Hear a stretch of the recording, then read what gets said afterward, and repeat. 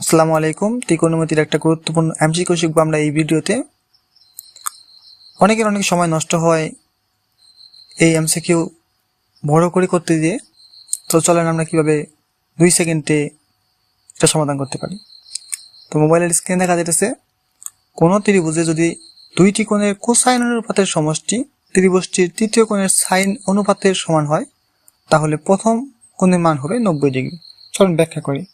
মনে করেন এটা একটা ত্রিভুজ, এটা তিনটা কোণ এ বি সি। তো এই ত্রিভুজের যে কোনো দুইটা কোণের কোসাইন অনুপাতের সমষ্টি বা যোগফল যদি অপর কোণটির সাইন অনুপাতের সমান হয়, তাহলে প্রথম কোণটির মান হবে 90 ডিগ্রি। তো এমসিকিউ 1 দেখেন cos a plus sin b equal to sin c।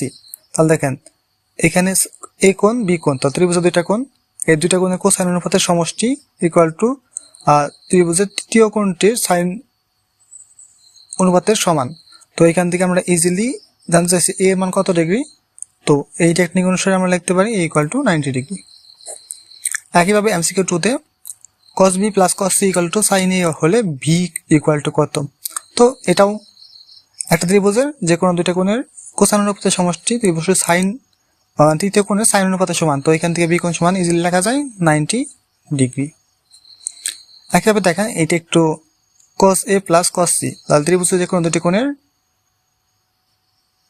Cosine অনুপাতের সমষ্টি সাইন অপর কোণটির সাইন অনুপাতের সমান হলে c কত। তো দেখেন এখানে কিন্তু প্রথম কোণ এটা নাই।